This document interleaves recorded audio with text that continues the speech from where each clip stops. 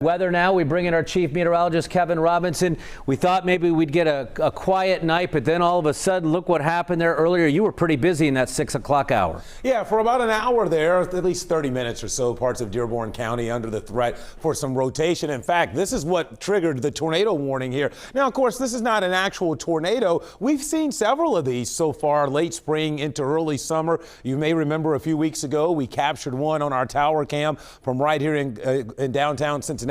But basically a wall cloud or just kind of a base lowering from a thunderstorm that's rotating. Essentially what you're looking at there, that cloud that's kind of angled towards the ground, you're looking at the updraft of the storm and warm air is rising inside here, and occasionally you'll see rotation at this entire level on the cloud. Fortunately, nothing dropped out of the wall cloud here and touched the ground. Obviously, this cloud looks a lot closer to the ground than it is. Although it is relatively low, it's not as close as one would appear here on the horizon.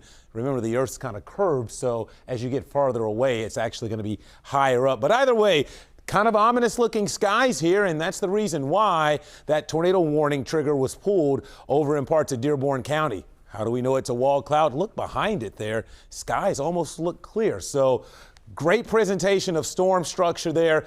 Fortunately, just not the right or perfect conditions for tornadoes today. Morning showers and storms really did a favor for us this afternoon into this evening. So here's what's happening outside tonight. Nothing around the 275 loop. It's quiet at the moment. However, there's still some hefty downpours, non-severe. You can still see some lightning being cranked out there between Maysville and West Union over towards Manchester and Wrightsville. Heavy rain, probably the greater concern now, dropping through parts of Adams County now and heading to the east of the Maysville area. Same story. Some spotty downpours continue to drop south of I-70, a few of them up 71 to the north and east of Bloomington and the Sabina areas up towards Washington Courthouse. I won't rule out, with the very muggy conditions that we have in place, the threat for a downpour at any point through the night tonight. But by far and away, the nastiest weather, look at all this nasty weather, could have significant flooding tonight to our west across parts of Indiana and western Kentucky. But that stuff should stay out there. Show you Futurecast. Here's the stuff to our south and east. Notice overnight the trend for things to get quiet around the area. It should be quiet tomorrow morning when you wake up. A warm summer day around the area. I won't rule out the chance for a stray downpour into the evening, but I think more of us are dry tomorrow than wet, and essentially the same heading into Wednesday.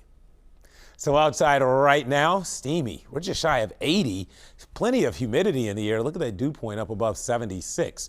So temperatures between 75 and 80 for most of us. They're not going to budge much tonight. We'll probably get down into the upper 60s to right around 70. We'll keep the chance for a stray downpour. Otherwise, quiet and humid.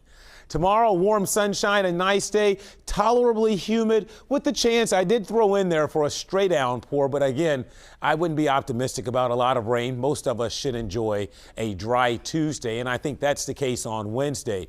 Better rain chances move in here by the end of the week again, Thursday and Friday. Those are both weather impact days. And then it just kind of looks warm and humid through the weekend with maybe kind of your garden variety pop-up downpour taking us through the weekend. Kevin, appreciate that. Coming up, Red's out.